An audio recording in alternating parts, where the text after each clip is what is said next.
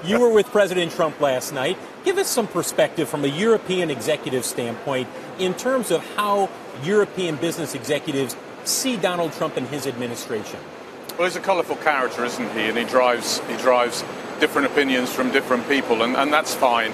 I went because I had a respect for the position of President of the United States. And my perspective, I think my colleague's perspective, is he's a businessman. And you need to treat him and deal with him as if he's a businessman. And his negotiating techniques are rough and straightforward, and as we would do in business. So, I don't think we should look at him just through the lens of politics. We need to look at him as if he's a business guy and negotiate with him as if he's a business guy. Have European business executives, and I know this is a broad blanket statement, but in general, from your perspective, have European business executives underestimated the Trump administration and Donald Trump's resolve when it comes to trade issues? I think everybody's underestimated him to some extent. During the election process, he wasn't caricatured in Europe in a particularly friendly way. And I think that you never underestimate the position of the President of the United States and, in that sense, Donald Trump's approach to it. So perhaps they did, but they don't anymore. Which brings up the question of auto tariffs from European automakers export to the United States. The idea has been, hey, let's eliminate them altogether. At least that's been advanced by German auto executives.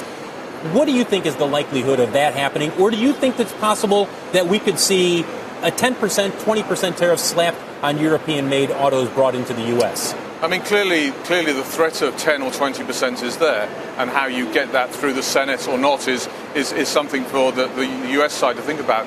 I think auto executives, including myself, will tell you all day long what we really want is tariff-free borders. So the thought of getting to 0-0 would be, I guess, very acceptable on both sides. The issue, as I understand it, of course, is it goes beyond autos because there's an imbalance of trade, and therefore, if you want to balance it up, you've got to balance it up with something other than cars, and that's where it starts to get complicated because it goes outside of the realm of simply automakers supporting the idea of zero tariff. You are a luxury automaker, ultra-luxury automaker. You have vehicles selling from between $150,000 and $300,000 in the United States. If there's another 10% tariff slapped on, or 20%, would that spook your sales in the U.S.? Would it scare potential buyers away? No, we're in a fortunate area where we have tariffs around the world and customers that pay significantly more than 10 or 20%. We don't want tariffs, that's clear. But if they come, we'll cope with them. There may be a few people that it falls outside of their capability to buy, but for most people, if you're buying an ultra-luxury car, you can afford it.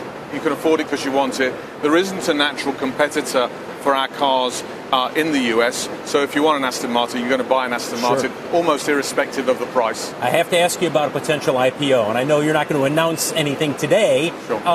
But what is the likelihood that we might see Aston Martin as a publicly traded stock in the next year or two? Look, we're looking at all of the options, and I've been asked by my shareholders to look at all of the options. As a chief executive, it's not my place or even within my right to say this way or this way or this way. What is within my right is to maximise the value of the company, and obviously the shareholders will enjoy that through whichever means that they ultimately release their stock. We're going through a huge renaissance here with the Second Century Plan. Naturally, you're seeing a significant increase in the basic value of the company. And obviously my shareholders are pretty pleased about that. That renaissance, 7 new models in 7 years. Has Aston Martin ever been this strong? No, I don't think it has. Well, I can say for certain if you measure it on a combination of volume, but also on profit metrics, we're perhaps, even in 2017, we're perhaps more than 2.5 times more profitable than we ever have been at any point in our history. Between 16 and 17, we saw a bottom line profit swing of £250 million, a huge renaissance. Basically, that being done on the back of the DB11. And this year we have the Vantage, then we have the DBS, Coming in 2019, we have our first SUV. After that, we have a mid-engine sports car. After that, we have Lagonda, and then Lagonda. So we have a lot on the way. 7 cars, 7 years.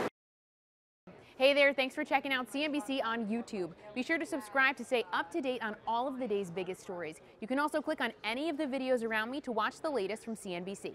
Thanks for watching.